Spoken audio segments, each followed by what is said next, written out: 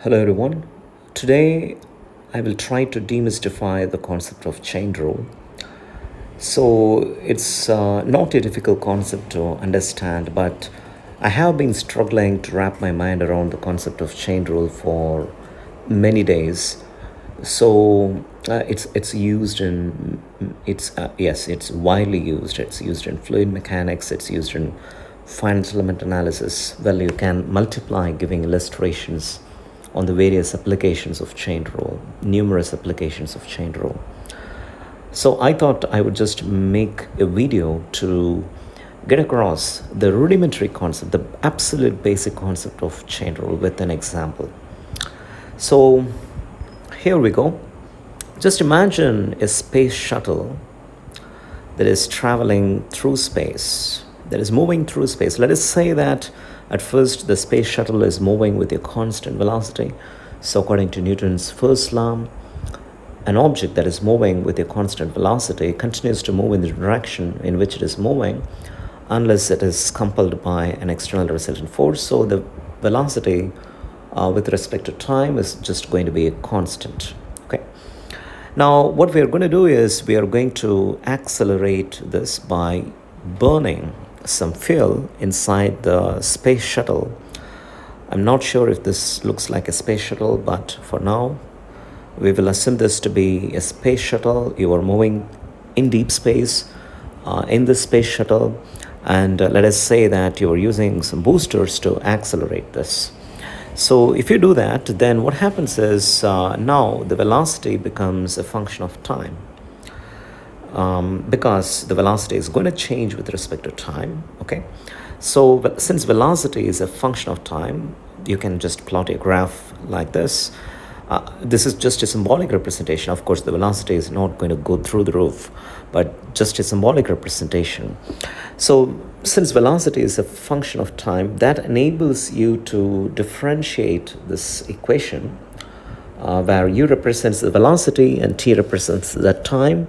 It enables you to differentiate the equation and enables you to find the expression dou u by dou t. It's a partial differential equation, assuming that it can be functions of other independent variables. All right. Okay then. So this is it. So the velocity is going to change with respect to time. So this is going to be the expression for acceleration. Okay, the change in velocity with respect to time is going to be the expression for acceleration. And now what is the source of this acceleration? The source of this acceleration is you're burning fuel inside the space shuttle to propel the space shuttle. Okay. Now, as the space shuttle moves, it is going to encounter a black hole sooner than later. So the black hole is sitting here, there you see. So the space shuttle, as the space shuttle moves through space, it's going to encounter a black hole here. What the black hole does? It attracts. It has enormous gravity that it's actually going to pull. Okay, so there you can see the warping of space and time. Time, of course, it cannot be expressed, but anyway, it warps the space-time fabric. Okay, it has enormous gravity. So let us, for time being, assume that the space shuttle is at a safe distance.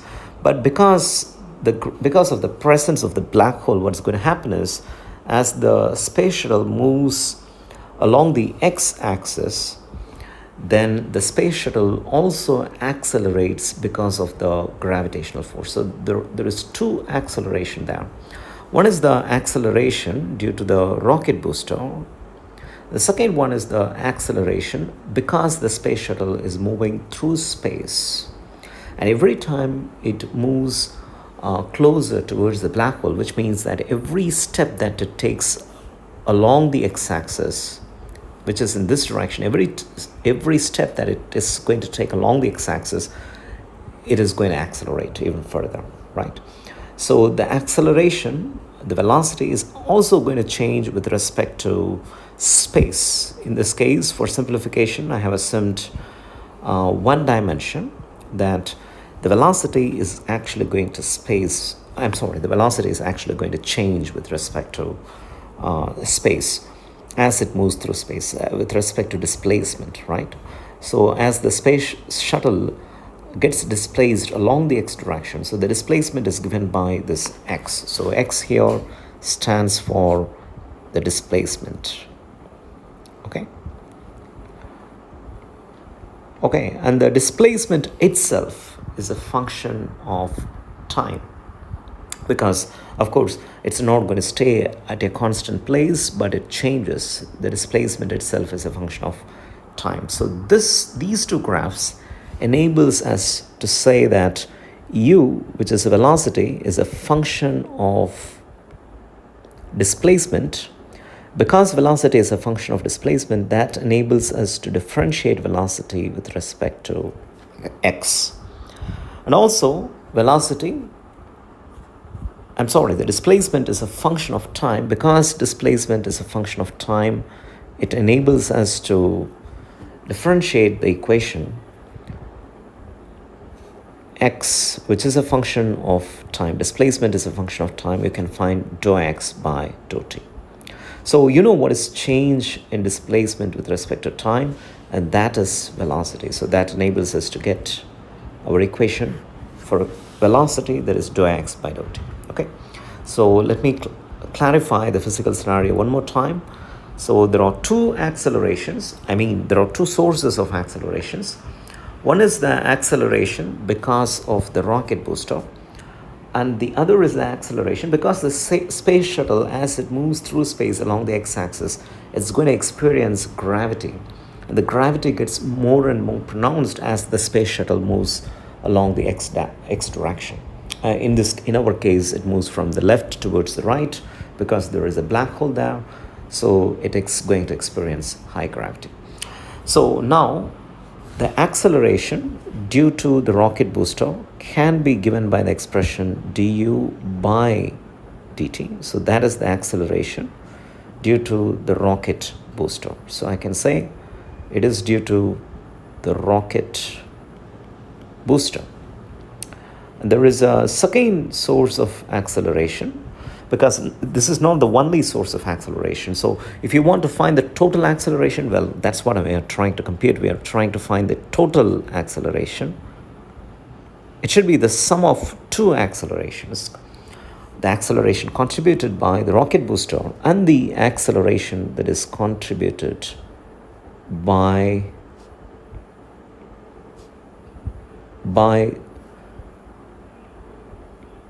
bending of space-time fabric, okay, by space itself, because it's moving through space, by the movement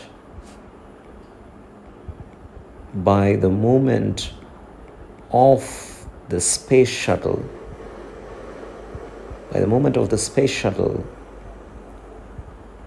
along the positive x direction.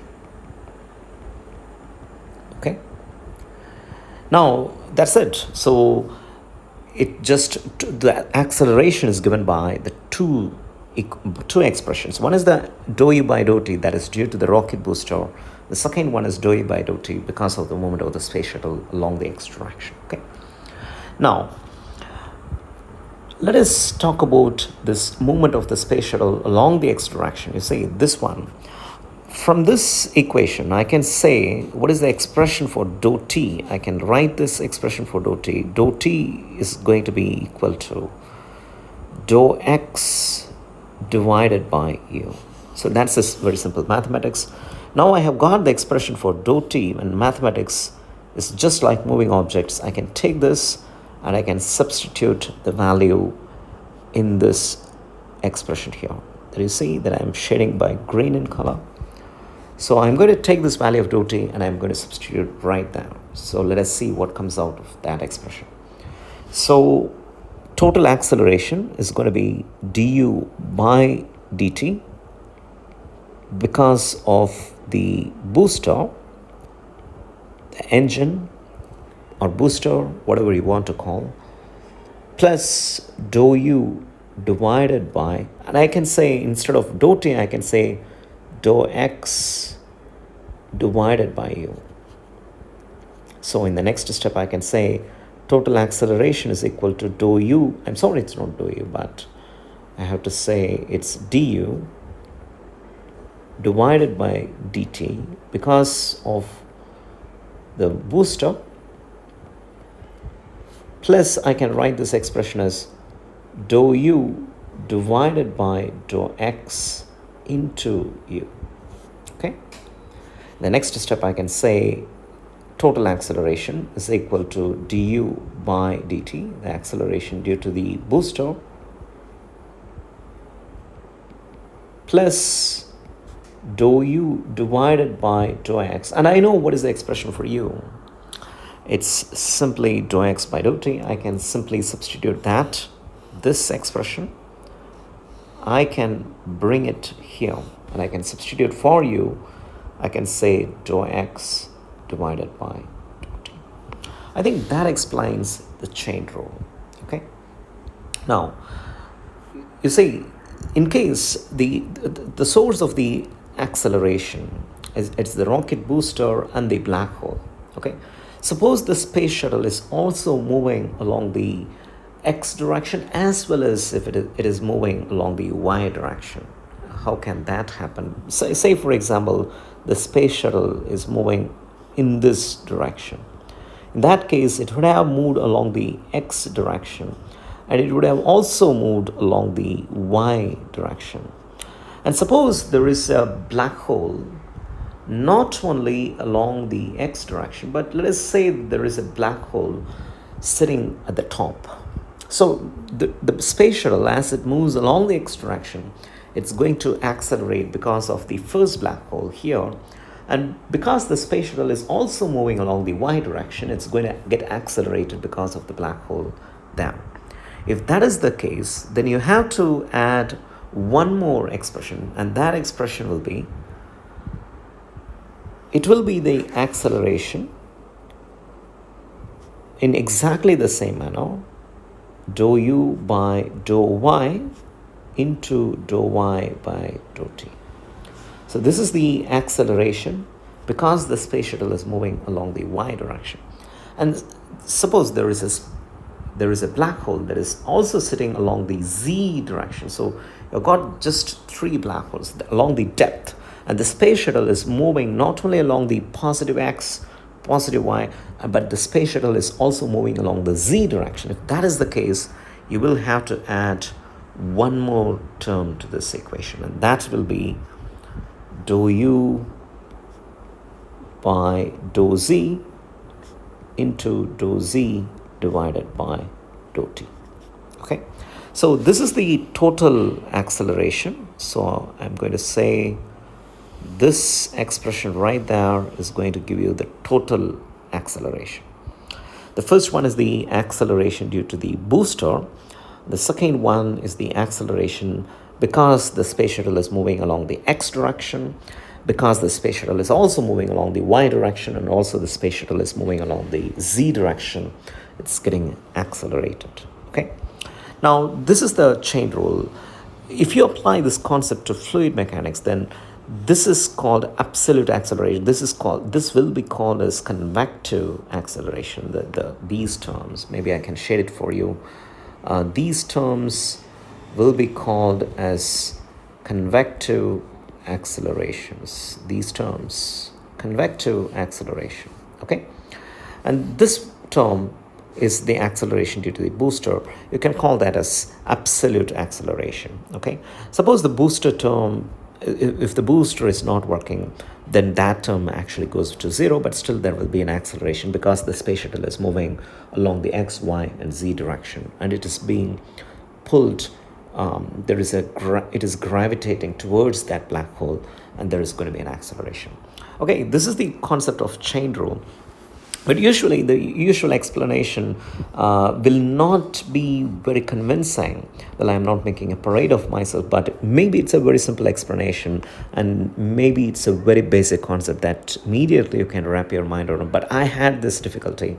So usual explanation is if u is a function of, say, for example, time and t and x and y and z, Then they will say du by total will be given by du by dou t plus dou u by dou x into dou x by dou t plus so on and so forth, right? Whatever we have written. But simply writing that will not be very convincing. Now we have a reason to understand what is the meaning of the first term and how the acceleration of the second term comes and how this expression actually comes in the first place. Okay, so that's a very small derivation. Now you can apply this concept to fluid mechanics, for example, in the continuity equation, the Navier-Stokes equation. Okay, you encounter chain rule, and you can also apply the concept of chain rule to Jacobian. I mean, in finite element analysis, you use Jacobian, right? There is a relationship. Jacobian is the matrix that establishes the relationship between the master element and the actual element. In our case, I have taken a curved element, and there is a master element that you see on the right side. In FEA, this can be extremely useful, the concept of chain rule you're using. It's essentially the same concept, but you have to peruse the mathematical equation to find out what is the physical meaning of those terms. Definitely, it's going to have a physical meaning. In the case of Navier-Stokes equation, the physical meaning will be, the first one will be the absolute acceleration. You can call that as absolute acceleration. The second one can be the convective. It's called as the convective acceleration. Hope this video is useful. Thank you all for your patience. In future videos, we are going to delve deeper into the concept of isoparametric elements, how to derive the strain displacement matrix for isoparametric elements. I think the concept of chain rule can be extremely useful when we do that mathematics. Thank you all for your patience.